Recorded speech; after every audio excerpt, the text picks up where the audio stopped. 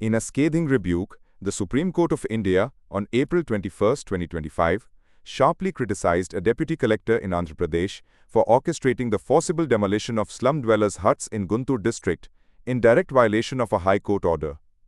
The officer, who was serving as a tehsildar at the time of the incident, was held accountable for displacing vulnerable families, prompting the apex court to indicate severe consequences, including potential imprisonment, heavy financial penalties, and demotion. This landmark case underscores the judiciary's commitment to safeguarding the rights of marginalized communities and curbing arbitrary state actions, while highlighting systemic issues in India's urban governance and legal enforcement.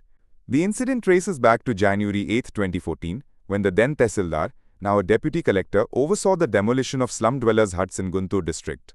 The operation, which involved 88 police personnel, was executed despite explicit High Court directives prohibiting any disturbance to the slum dwellers' possession of their homes.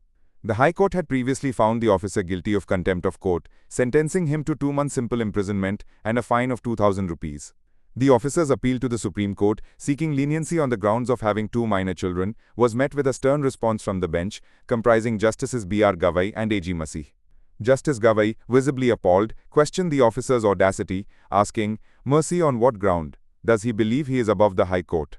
He further emphasized the human cost of the demolition, noting, he should have thought about his children when he dishoused so many slum dwellers. Those persons also had children. The bench orally indicated that the officer could face imprisonment, substantial compensation payments to the affected families, and a demotion from his current role as deputy collector, where he serves as director, protocol on deputation with the state government. The case is ongoing, with the Supreme Court's final ruling expected to set a significant precedent. The demolition in Guntur is not an isolated incident, but part of a broader pattern of forced evictions and bulldozer justice that has plagued India's urban poor. Slum dwellers, often from marginalized caste, religious or economic backgrounds, live in precarious conditions with limited access to legal protections or formal land titles. According to a 2011 census, India's urban slums house over 65 million people, a number likely higher today due to rapid urbanization. These communities are frequently targeted for eviction under the guise of urban development, environmental protection, or clearing illegal encroachments, often without due process or adequate rehabilitation. The Supreme Court has repeatedly affirmed the right to housing as integral to Article 21 of the Constitution, which guarantees the right to life and personal liberty.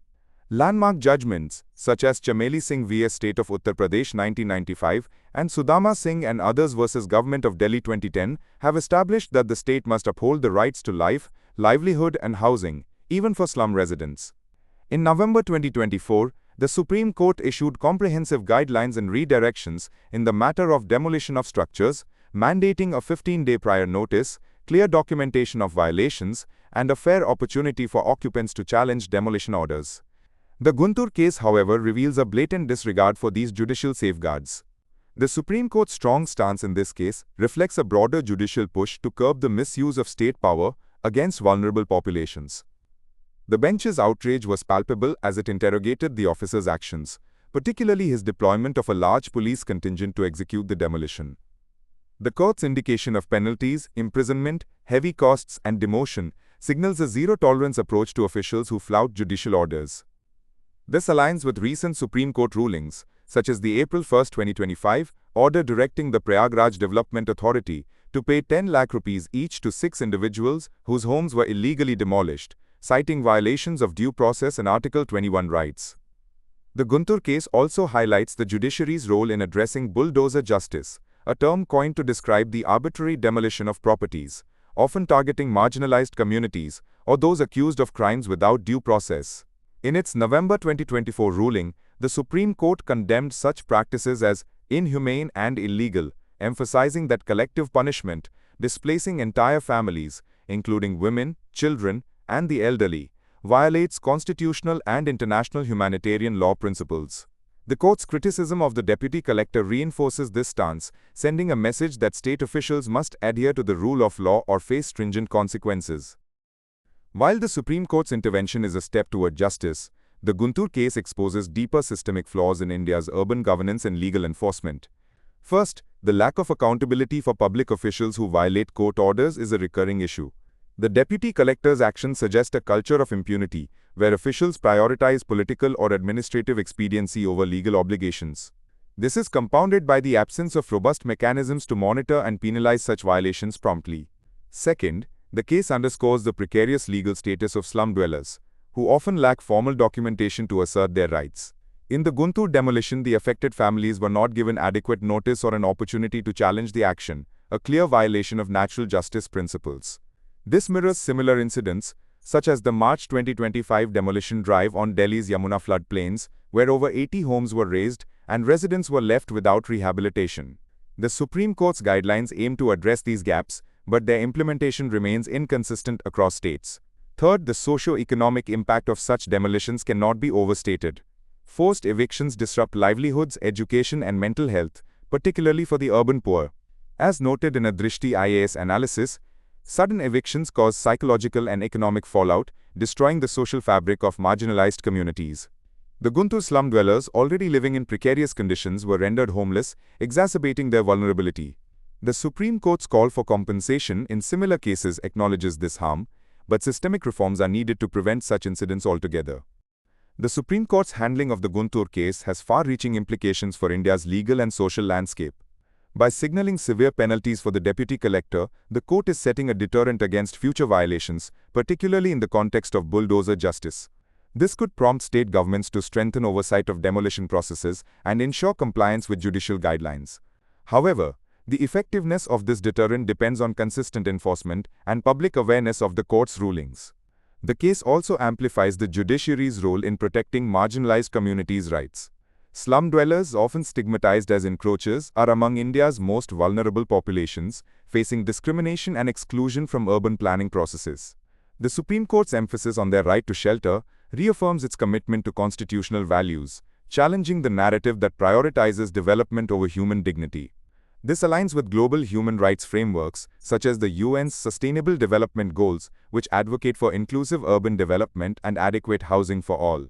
Moreover, the case highlights the need for legislative and policy reforms to address the root causes of slum demolitions.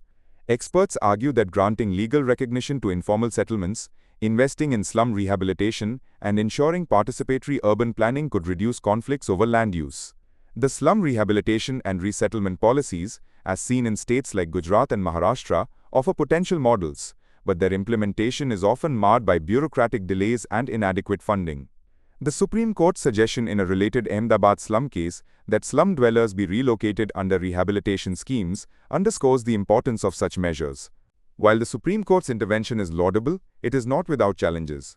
The judiciary's reliance on high courts to handle similar cases, as noted by public interest lawyer Prashant Bhushan, suggests a capacity constraint at the apex level. This could delay justice for affected communities, particularly in states where judicial backlog is a persistent issue. Furthermore, the court's guidelines, while comprehensive, lack a mechanism for proactive monitoring, leaving room for non-compliance by state authorities. Additionally, the political context cannot be ignored.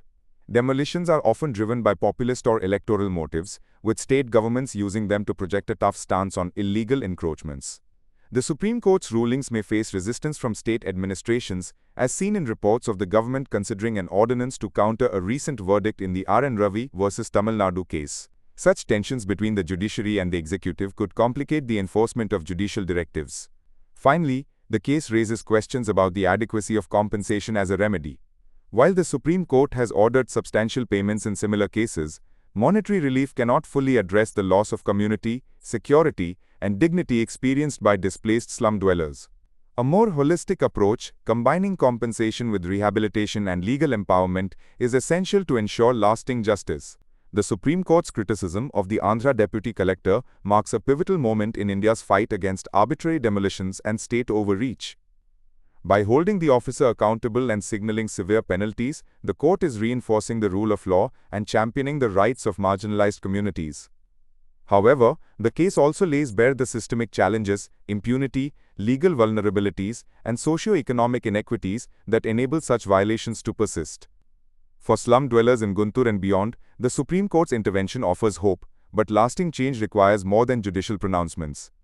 It demands a concerted effort from policymakers, civil society and citizens to reimagine urban governance as inclusive and equitable.